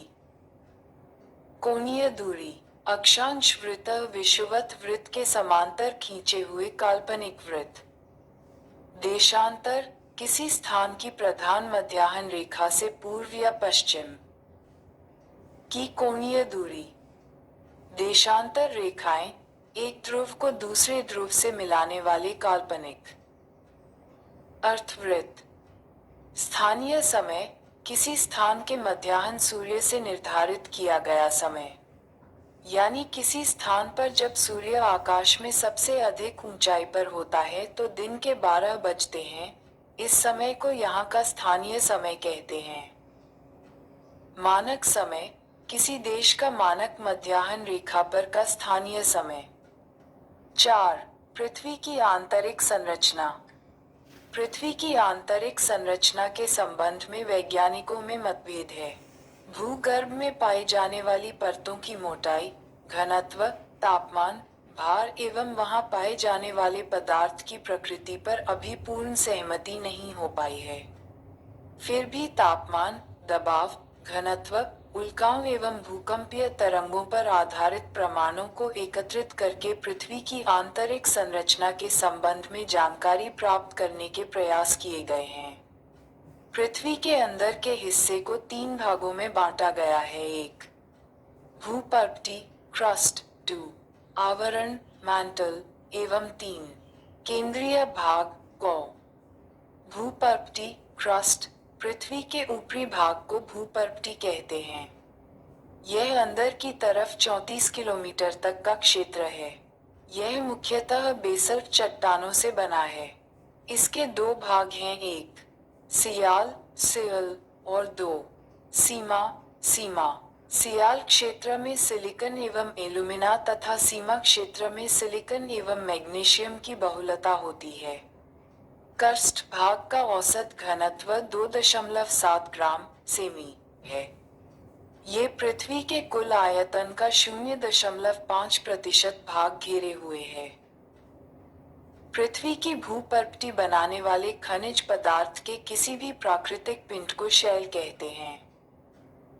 भूपटल की रचना सामग्री वजन के अनुसार सबसे अधिक ऑक्सीजन 46.60%, दूसरे स्थान पर सिलिकन 27.72%, तीसरे स्थान पर एल्यूमिनियम 8.13%, चौथे स्थान पर लोहा 5%, पांचवें स्थान पर कैल्शियम 3.63%, छठे स्थान पर सोडियम 2.83%, सातवें स्थान पर पोटेशियम 2.59% एवं आठवें स्थान पर मैग्नीशियम 2.09% है। यानी पृथ्वी के संपूर्ण पर्वती का लगभग 98% भाग ऊपर दिए गए 8 तत्वों से मिलकर ही बना है। शेष भाग titanium, hydrogen, phosphorus, manganese, sulphur, carbon, निकल एवं अन्य पदार्थ से मिलकर बना है। मैंटल 2900 किलोमीटर मोटा ये क्षेत्र मुख्यतः बेसल्ट पत्थरों के समूह की चट्टानों से बना है। मैंटल के इस हिस्से में मैग्मा चैम्बर पाए जाते हैं। इसका औसत घनत्व 3.5 ग्राम सेमी से 5.5 ग्राम सेमी है। ये पृथ्वी के कुल आयतन का 83% भाग घेरे हुए है। कॉनराड असंबद्धता ऊपरी क्रस्ट एवं निचले क्रस्ट के बीच के सीमा क्षेत्र को कॉनराड असंबद्धता कहते हैं। मोहविसिक डिस्कंटिन्यूटी, मोहोविचिक डिस्कंटिन्यूटी, क्रस्ट एवं मेंटल के बीच के सीमा क्षेत्र को मोहोविचिक डिस्कंटिन्यूटी कहते हैं। रेपेटी असंबद्धता ऊपरी मेंटल एवं निचले के बीच के सीमा क्षेत्र को रेपेटी असंबद्धता कहते हैं। गुटेनबर्ग विशॉर्ट असंबद्धता निचले मेंटल तथा ऊपरी क्रोड के सीमा क्षेत्र को गुटेनबर्ग विशॉर्ट असंबद्धता कहते हैं। लेहमैन असंबद्धता बाह्य क्रोड तथा आंतरिक क्रोड के सीमा क्षेत्र को लेहमैन असंबद्धता कहते हैं। केंद्रीय भाग, को, पृथ्वी का केंद्रीय भाग, को, निकेल व फेरस का बना है। इसका औसत घनत्व 13 ग्राम सेमी है। पृथ्वी का केंद्रीय भाग संभवतः द्रव अथवा प्लास्टिक अवस्था में है। ये पृथ्वी का कुल आयतन का 16% भाग घेरे हुए है। पृथ्वी का औसत घनत्व 5.5 ग्राम सेमी एवं औसत त्रिज्या लगभग 6370 किलोमीटर है। पृथ्वी के नीचे जाने पर प्रति 32 मीटर की गहराई पर तापमान 1 डिग्री सेल्सियस बढ़ता जाता है। पृथ्वी के स्थलीय क्षेत्र पर सबसे नीचा क्षेत्र जॉर्डन में मृत सागर के आसपास का क्षेत्र है। यह क्षेत्र समुद्र तल से औसतन 400 मीटर नीचा है। सबसे पहले पाइथागोरस ने बताया कि पृथ्वी गोल है और यह आकाश में स्वतंत्र रूप से लटकी हुई है। सर आइजक न्यूटन ने साबित किया कि पृथ्वी नारंगी के समान है। जेम्स जीन ने इसे नारंगी के बजाय नाशपाती के समान बतलाया। पृथ्वी की बाह्य सतह को मुख्यतः 4 भागों में बांट सकते हैं। 1. स्थलमंडल लिथोस्फीयर। 2. जलमंडल हाइड्रोस्फीयर। 3. वायुमंडल एटमॉस्फेयर। 4. जैवमंडल बायोस्फीयर। 5. स्थलमंडल पृथ्वी की संपूर्ण बाह्य परत, जिस पर महाद्वीप एवं महासागर स्थित हैं, स्थलमंडल कहलाती है। पृथ्वी के कुल 29% भाग पर स्थल तथा 71% भाग पर जल है। पृथ्वी के भू क्षेत्रफल व जल क्षेत्रफल का अनुपात 3:7 का है। पृथ्वी के उत्तरी गोलार्ध का 61% तथा दक्षिणी गोलार्ध के 81% क्षेत्रफल में जल का साम्राज्य है। पृथ्वी पर अधिकतम ऊंचाई माउंट एवरेस्ट 8,850 मीटर की तथा अधिकतम गहराई मैरियाना गर्त 11,022 मीटर की है। इस प्रकार पृथ्वी की अधिकतम ऊंचाई एवं अधिकतम गहराई में लगभग 20 किलोमीटर का अंतर है। स्थलमंडल महाद्वीपीय क्षेत्रों में अधिक मोटी 40 किलोमीटर और महासागरीय क्षेत्रों में अपेक्षाकृत पतली 12-20 किलोमीटर है। चट्टान रॉक पृथ्वी की सतह के कठोर भाग को चट्टान कहते हैं, जो पृथ्वी की बाहरी परत की संरचना की मूलभूत इकाइयां हैं। उत्पत्ति के आधार पर ये 3 प्रकार की होती है। आग्नेय चट्टान इग्नियस रॉक, यह मैग्मा या लावा के जमने से बनती है, जैसे ग्रेनाइट, बेसल्ट, पेग्माटाइट, डायोराइट, ग्रेबो आदि। आग्नेय चट्टान स्थूल परतरहित, कठोर संघनन एवं जीवाश्मरहित होती है। आर्थिक रूप से यह बहुत ही संपन्न चट्टान है। इसमें चुंबकीय लोहा, निकल, तांबा, सीसा, जस्ता, क्रोमाइट, मैंगनीज, सोना तथा प्लेटिनम पाए जाते हैं। ग्रेनाइट के 2 प्रमुख घटक हैं सिलिका एवं एल्यूमिनियम। बेसल्ट में लोहे की मात्रा सर्वाधिक होती है। इस चट्टान से काली मिट्टी का निर्माण होता है। पेग्माटाइट, कोडरमा, झारखंड में पाया जाने वाला अभ्रक इन्हीं शैलों में मिलता है। एकमात्र अभ्रक तत्व वाला खनिज नहीं है। आग्नेय चट्टानी पिंड इग्नियस रॉक बॉडीज मैग्मा के ठंडा होकर ठोस रूप धारण करने से विभिन्न प्रकार के आग्नेय चट्टानी पिंड बनते हैं। इनका नामकरण इनके आकार, रूप, स्थिति तथा आसपास पाई जाने वाली चट्टानों के आधार पर किया जाता है। अधिकांश चट्टानी पिंड अंतर्वेदी आग्नेय चट्टानों से बनते हैं। बैथोलिया बथौलत ये सबसे बड़ा आग्नेय चट्टानी पिंड है, जो अंतर्वेदी चट्टानों से बनता है। यह मैग्मीय पदार्थ का एक बृहद पिंड है, जो भूपर्पटी की गहराई में ठंडा होता है और एक बड़े गुंबदों के रूप में विकसित होता है, जिसके किनारे खड़े होते हैं। इसका ऊपरी तल विषम होता है। यह मूलतः ग्रेनाइट से बनता है। संयुक्त राज्य अमेरिका का इवाहो वैथोलिया 40,000 वर्ग किमी से भी अधिक विस्तृत है। कनाडा का कोस्ट रेंज वेयोलित इदाहो से भी बड़ा है। स्टॉक छोटे आकार के बैथेलिथ को स्टॉक कहते हैं। इसका ऊपरी भाग गोलाकार गुंबदनुमा होता है। स्टॉक का विस्तार 100 वर्ग किमी से कम होता है। लेकोलिथ लकलिथ जब मैग्मा ऊपर की परत को जोर से ऊपर को उठता है और गुंबदकार रूप में जम जाता है, तो इसे लेकोलिथ कहते हैं। मैग्मा के तेजी से ऊपर उठने के कारण ये गुंबदाकार ठोस पिंड छतरीनुमा दिखाई देता है।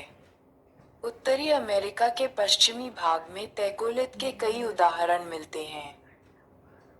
लैकोलिथ बहिर्वेदी ज्वालामुखी पर्वत का ही एक अंतर्वेदी प्रतिरूप है।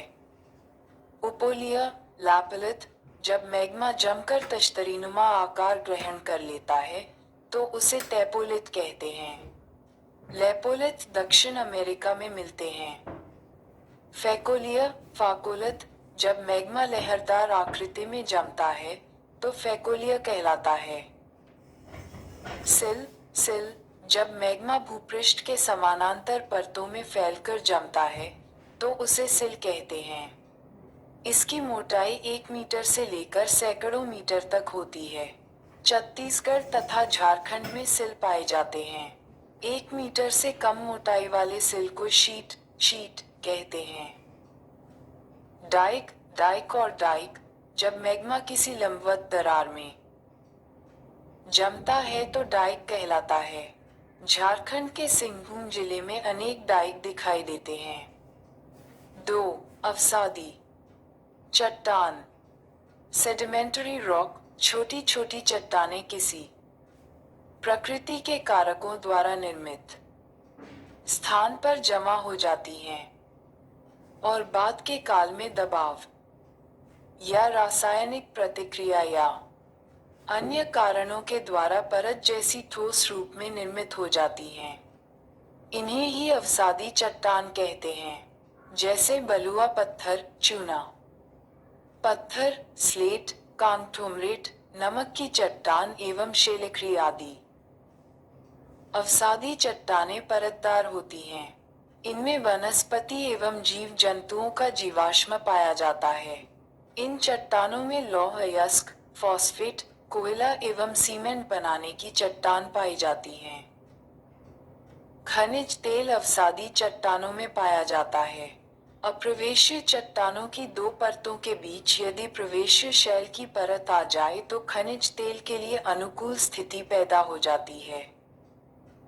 दामोदर, महानदी तथा गोदावरी नदी बेसिनों की अवसादी चट्टानों में कोयला पाया जाता है। आगरा का किला तथा दिल्ली का लाल किला बलुआ पत्थर नामक अवसादी चट्टानों का बना है। 3. कायांतरित चट्टान, मेटामॉर्फिक रॉक, ताप, दाब एवं रासायनिक क्रियाओं के कारण आग्नेय एवं अवसादी चट्टानों से कायांतरित चट्टान का निर्माण होता है, जैसे स्लेट, संगमरमर, नाइस, शिस्ट। नोटह विश्व की प्राचीनतम शैलें पश्चिमी ऑस्ट्रेलिया में हैं। वे 430 करोड़ वर्ष पहले बने हैं, जो पृथ्वी के निर्माण के मात्र 30 करोड़ पश्चात बना है। ज्वालामुखी वोल्केनो, ज्वालामुखी वोल्केनो भूपटल पर वह प्राकृतिक छेद या दरार है जिससे होकर पृथ्वी का पिघला पदार्थ लावा, राख, भाप तथा अन्य गैसें बाहर निकलती हैं। ज्वालामुखी के कप के आकार के मुख को केटर कहते हैं। बाहर हवा में उड़ा हुआ लावा शीघ्र ही ठंडा होकर छोटे ठोस टुकड़ों में बदल जाता है, जिसे सिंडर कहते हैं। गार में निकलने वाली गैसों में वाष्प का प्रतिशत सर्वाधिक होता है। पेले अश्रु, पेल स्टेयर्स की उत्पत्ति ज्वालामुखी के गार के समय ही होता है। उद्गार अवधि अनुसार ज्वालामुखी 3 प्रकार की होती है। 1. सक्रिय ज्वालामुखी एक्टिव वोल्केनो, इसमें अक्सर गार होता है। वर्तमान समय में विश्व में सक्रिय ज्वालामुखियों की संख्या 500 है। इनमें प्रमुख है इटली का एटना तथा स्ट्राम्बोली। मेक्सिको, उत्तर अमेरिका में स्थित कोलिमा ज्वालामुखी बहुत ही सक्रिय ज्वालामुखी है। इसमें 40 बार से अधिक बार गार हो चुका है। स्ट्राम्बोली भूमध्य सागर में सिसिली के उत्तर में लिपारी द्वीप पर अवस्थित है। इसमें सदा प्रज्वलित गैस निकला करती है, जिससे आसपास का भाग प्रकाशित रहता है।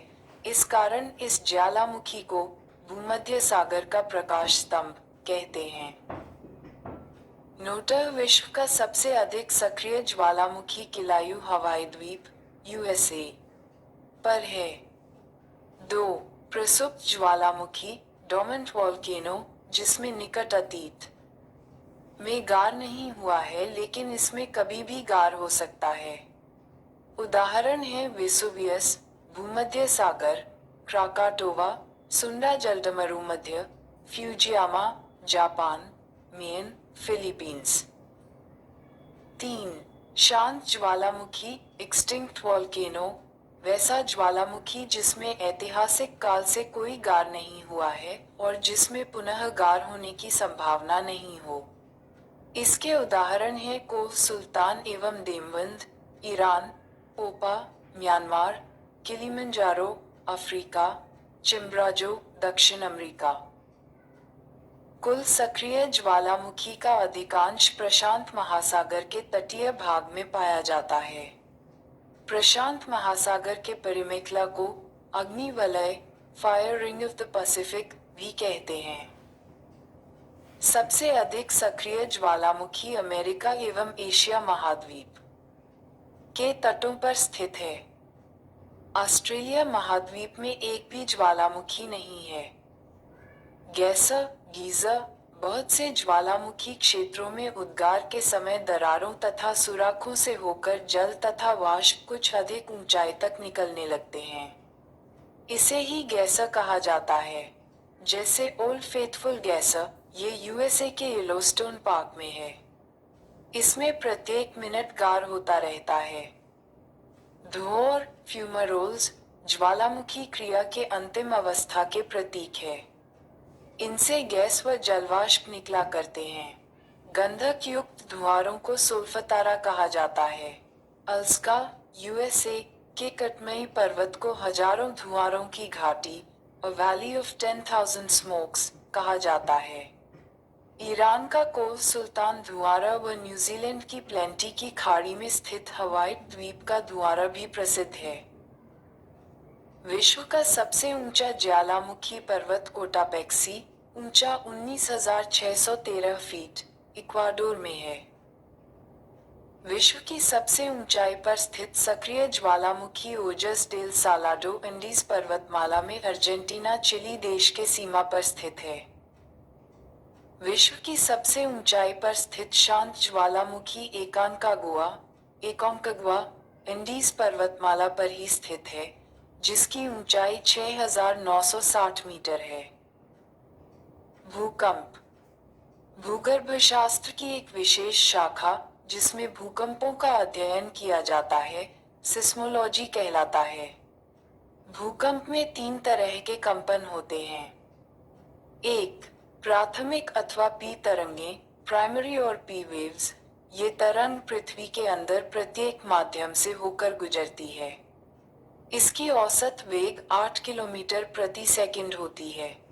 ये गति सभी तरंगों से अधिक होती है, जिससे ये तरंगे किसी भी स्थान पर सबसे पहले पहुंचती हैं। पृथ्वी से गुजरने के लिए इन तरंगों द्वारा अपनाया गया मार्ग नतोदर होता है। ये ध्वनि तरंगों की भांति अनुदैर्ध्य तरंगे होती हैं, जिसके कारण ये चट्टानों में संकुचन व फैलाव लाती है। द्वितीय अथवा एस तरंगे, सेकेंडरी वेव्स, इन्हें अनुप्रस्थ तरंगे भी कहते हैं। ये तरंग केवल ठोस माध्यम से होकर गुजरती है और तरल माध्यम में लुप्त हो जाती है। औसत वेग 4 किलोमीटर प्रति सेकंड 1।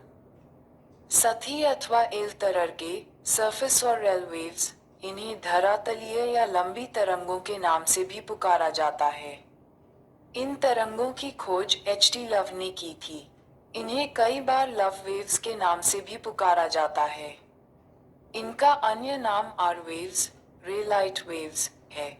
ये तरंगे मुख्यतः धरातल तक ही सीमित रहती है।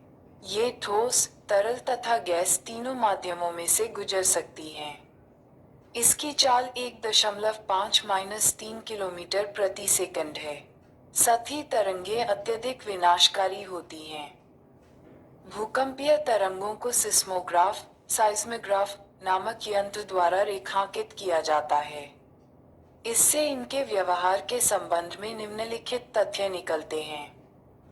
सभी भूकंपीय तरंगों का वेग अधिक घनत्व वाले पदार्थों में से गुजरने पर बढ़ जाता है व कम घनत्व वाले पदार्थों में से गुजरने पर घट जाता है। केवल प्राथमिक तरंगे ही पृथ्वी के केंद्रीय भाग से गुजर सकती हैं, परंतु वहां पर उनका वेग कम हो जाता है। गौण तरंगे द्रव पदार्थ में से नहीं गुजर सकती। एल तरंगे केवल धरातल के पास ही चलती हैं। विभिन्न माध्यमों में से गुजरते समय ये तरंगे परावर्तित तथा अपवर्तित होती हैं।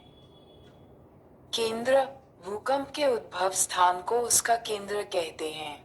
भूकंप के केंद्र के निकट पी, एस तथा एल तीनों प्रकार की तरंगे पहुंचती हैं।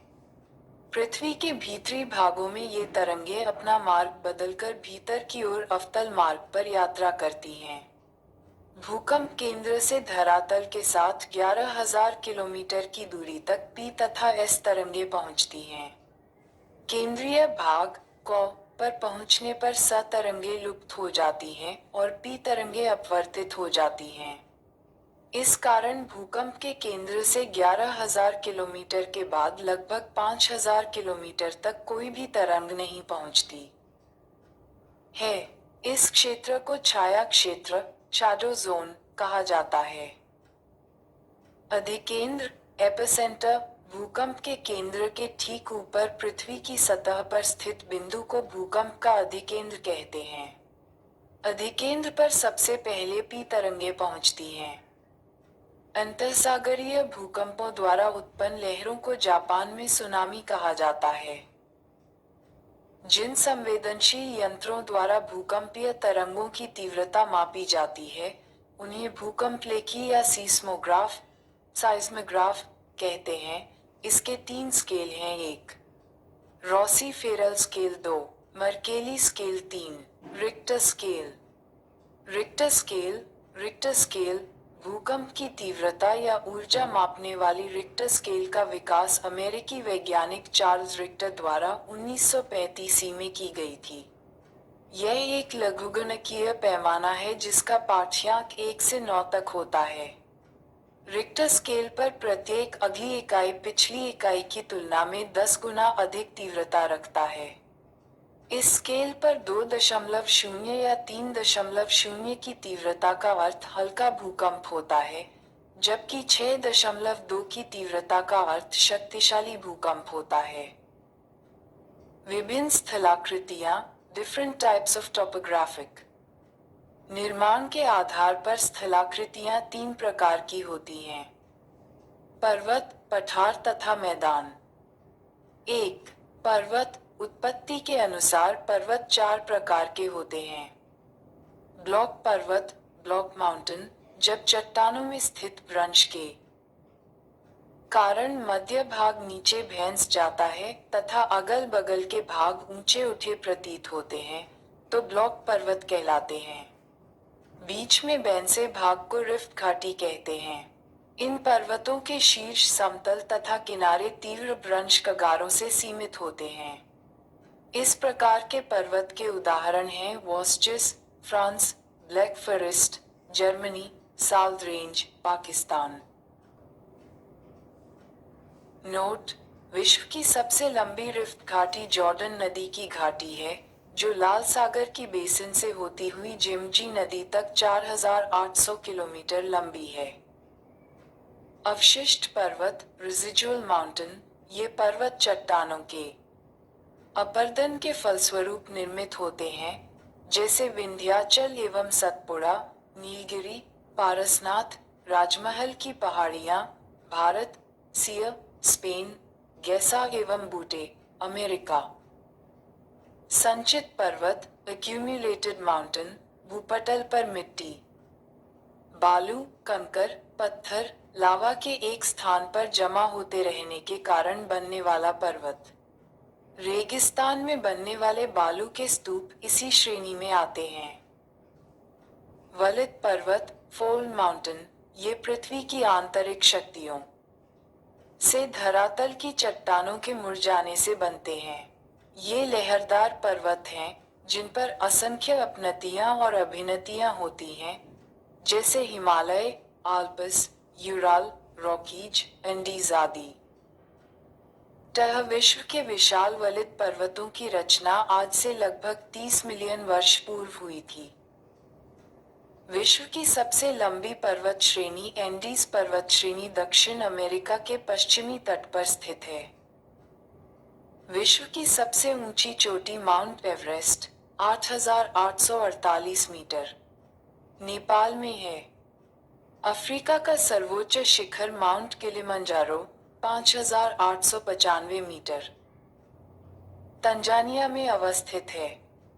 वलित पर्वतों के निर्माण का आधुनिक सिद्धांत प्लेट टेक्टोनिक्स की संकल्पना पर आधारित है। जहां आज हिमालय पर्वत खड़ा है, वहां किसी समय में टेथिस सागर नामक विशाल भू अभिनति अथवा भूद्रोणी थी। दक्षिण पठार के उत्तर की ओर विस्थापन के कारण टेथिस सागर में बल पड़ गए और वह ऊपर उठ गया, जिससे संसार का सबसे ऊंचा पर्वत हिमालय का निर्माण हुआ है। भारत का अरावली पर्वत विश्व के सबसे पुराने वलित पर्वतों में गिना जाता है। इसकी सबसे ऊंची चोटी माउंट आबू के निकट गुरु शिखर है, जिसकी समुद्र तल से ऊंचाई 1,722 मीटर है। कुछ विद्वान अरावली पर्वतों को अवशिष्ट पर्वत का उदाहरण मानते हैं। पठार प्लाटो धरातल का विशिष्ट स्थल रूप, जो अपने आसपास के स्थल से पर्याप्त ऊंचा होता है तथा शीर्ष भाग चौड़ा और सपाट होता है। सामान्यतः पठार की ऊंचाई 300 से 500 फीट होती है। कुछ अधिक ऊंचाई वाला पठार है तिब्बत का पठार 16,000 फीट, विश्व का सबसे ऊंचा पठार बोलिविया का पठार 12,000 फीट, कोलंबिया का पठार 7,800 फीट। पठार निम्न प्रकार के होते हैं। अंतरपर्वतीय पठार पर्वतमालाओं के बीच बने पठार। पर्वतीय पठार पर्वत तल व मैदान के बीच उठे समतल भाग। महाद्वीपीय पठार जब पृथ्वी के भीतर जमा लैकोलित भूपृष्ठ के अपरदन के कारण सतह पर उभर आते हैं, तब ऐसे पठार बनते हैं, जैसे दक्षिण का पठार। तटीय पठार समुद्र के तटीय भाग में स्थित पठार। गुंबदाकार पठार चलन क्रिया के फलस्वरूप निर्मित पठार, जैसे रामगढ़ गुंबद, भारत। मैदान प्लेन 500 फीट से कम ऊंचाई वाले भूपृष्ठ के समतल भाग को मैदान कहते हैं। मैदान अनेक प्रकार के होते हैं। अपरदनात्मक मैदान नदी, हिमानी, पवन जैसी शक्तियों के अपरदन से इस प्रकार के मैदान बनते हैं, जो निम्न हैं। लोएस मैदान हवा द्वारा उड़ाकर लाई गई मिट्टी एवं बालू के कणों से निर्मित होता है। कार्स्ट मैदान चूने पत्थर की चट्टानों के घुलने से निर्मित मैदान। समप्राय मैदान समुद्र तल के निकट स्थित मैदान, जिनका निर्माण नदियों के अपरदन के फलस्वरूप होता है। ग्लेशियल मैदान हिम के जमाव के कारण निर्मित दलदली मैदान, जहां केवल वन ही पाए जाते हैं। रेगिस्तानी मैदान वर्षा के कारण बनी नदियों के बहने के फलस्वरूप इसका निर्माण होता है। निक्षेपात्मक मैदान नदी निक्षेप द्वारा बड़े बड़े मैदानों का निर्माण होता है। इसमें गंगा, सतलज, मिसिसिपी एवं कांगी के मैदान प्रमुख हैं। इस प्रकार के मैदानों में जलोढ़ का मैदान, डेल्टा का मैदान प्रमुख। भिन्न भिन्न कारकों द्वारा निर्मित स्थलाकृति। 1. भूमिगत जल द्वारा निर्मित स्थलाकृतियां उद्युत कुआं, आर्टिशियन वेल, गीजर, घोलरंध, डोलाइन, कार्स्ट झील, युवाला, पोलिये। कंदरा, स्टेलेक्टाइट, स्टेलमाइट, लेपीज। नोट सर्वाधिक उत्पुत कुआं ऑस्ट्रेलिया में पाया जाता है। 2. सागरीय जल द्वारा निर्मित स्थलाकृतियों सर्फ, वेलाचली, तंग्रिका, पुलिन, हुक, लूप, टोम्बोलो। हिमनद द्वारा निर्मित स्थलाकृतियां सर्क, टॉर्न, अरेट, हॉर्न, ननाटिक, फ्यूड, इमलिन, केमेस्का। बहुत गहरी हिमनद गतें जिनमें समुद्री जल भर जाता है तथा जो समुद्री तटरेखा पर होती है, उन्हें फ्योर्ड कहते हैं। सर्क गहरे, लंबे व चौड़े गर्त हैं जिनकी दीवार तीव्र ढाल वाली सीधी या अवतल होती है। अधिकतर सर्क हिमनद घाटियों के शीर्ष पर पाए जाते हैं। हिमनद के पिघलने पर जल से भरी सर्क को सर्क झील या टॉर्न झील कहते हैं। सर्क के शीर्ष पर अपरदन होने से हॉर्न निर्मित होते हैं। आल्प्स पर्वत की चोटी मैटरहॉर्न तथा हिमालय पर्वत की सबसे ऊंची चोटी एवरेस्ट वास्तव में हॉर्न है जो सर्क के शीर्ष अपरदन से निर्मित है। लगातार अपरदन से सर्क के दोनों तरफ की दीवारें तंग हो जाती हैं और इनका आकार कंघी या आरी के समान कटकों के रूप में हो जाता है, जिन्हें अरेथ, आर्च, तीक्ष्ण कटक कहते हैं। इन पर चढ़ना असंभव होता है। इमलिन मुख्य रूप से समूह में मिलते हैं, इसी कारण ऐसी स्थलाकृति को अंडे की टोकरी की स्थलाकृति, बास्केट ऑफ एगर टोपोग्राफी कहते हैं। पवन द्वारा निर्मित स्थलाकृतियां ज्यूगेन, यार्डन, इंसेलबर्ग, छत्रक, playa, lagoon, barchan, loess, pediplain. मरोटिबिया, सैंड ड्यून्स, हवा के तेज वेग से बने रेलीले टीलों को कहते हैं। इसके निर्माण के लिए अवरोध का होना आवश्यक है। नवचंद्राकार टिब्बे जिनकी भुजाएं पवनों की दिशा में निकली होती हैं बरखान कहलाते हैं। जब रेत के कण बहुत महीन और हल्के होते हैं तो पवन उसे बहुत लंबी दूरी तक ले जा सकती है। जब ऐसी रेत बड़े क्षेत्र में जम जाती है तो इसे लोएस कहते हैं। समुद्री तरंग द्वारा निर्मित स्थलाकृतियां समुद्री भरेगू, भुजिका, लेगून झील, रिया तट, भारत का पद तट, स्टेक, डाल्मेशियन, युगोस्लाविया का तट। नदी द्वारा निर्मित स्थलाकृतियां महाखंड या गॉज, केनियन। आकार की घाटी, जलप्रपात, क्षिप्रिकाएं, जलगरितिका, विसर्प नदी वेदिकाएं, जलोढ़ शंकु तथा जलोढ़ पंख, गोखुर झील, गुनफित नदी, डेल्टा। गहरी घाटी जिसकी विशेषता सीढ़ीनुमा खड़े ढाल होते हैं, उसे गॉज कहते हैं। भारत में सतलुज, सिंधु, ब्रह्मपुत्र, नर्मदा, गंडक, कोसी आदि नदियों अपने पर्वतीय भागों में गॉज बनाती हैं। कैनियन गॉज का विस्तृत रूप है। क्लोरेडो कैनियन, यूएसए, जो क्लोरेडो नदी द्वारा बना है, विश्व में सबसे अधिक प्रसिद्ध है। जब नदी की तलहटी उबड़ खाबड़ रहती है तो नदी का जल तीव्र झोंके के साथ आगे बढ़ता है जिसे क्षिप्रिका कहते हैं। क्षिप्रिकाओं के समूह को सोपानी जलप्रपात, कैस्केड कहते हैं। अफ्रीका में आसवन तथा खौरतीम के बीच नील नदी में कई क्षिप्रिकाएं तथा सोपानी जलप्रपात मिलते हैं।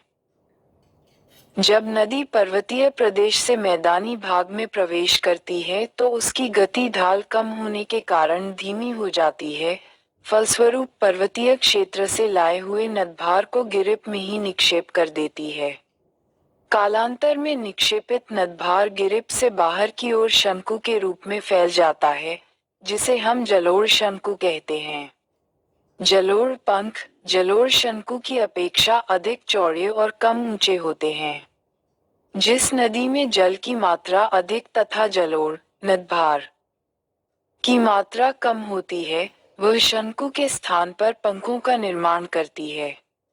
हिमालय, रॉकीज तथा एंडीज पर्वतों से निकलने वाली लगभग सभी नदियां जलोढ़ पंखों का निर्माण करती है। नदी प्रायः सीधी नहीं बहती बल्कि सौंप की भांति बल खाती जाती है, यानी मोड़दार मार्ग पर बहने लगती है। नदी के इन मोड़ों को विसर्प कहते हैं। जब नदी के मोड़ में अधिक घुमाव हो जाता है तो मुख्य नदी से अलग हो जाता है। इस अलग हुए भाग को गोखुर झील कहते हैं। तुर्की की मियांडर, अमेरिका की मिसिसिपी, भारत की गंगा एवं गंडक तथा इटली की पो नदियां अपने विसर्प एवं गोखुर झील के लिए प्रसिद्ध है। तराई प्रदेशों में रासायनिक अपक्षय प्रक्रिया यांत्रिक अपक्षय प्रक्रिया की अपेक्षा अधिक शक्तिशाली होती है। लटकती घाटियां, आकार की घाटी एवं मोरेन हिमानी क्षेत्र में बनते हैं। आकार के घाटी के तल चौड़े व किनारे चिकने तथा ढाल तीव्र होते हैं। जल निगम छिद्र, सिंक होल और कार्स्ट मैदान चूना क्षेत्र की स्थलाकृति में पाए जाते हैं। सागरीय जल तरंग द्वारा निर्मित तट रेखा के प्रकार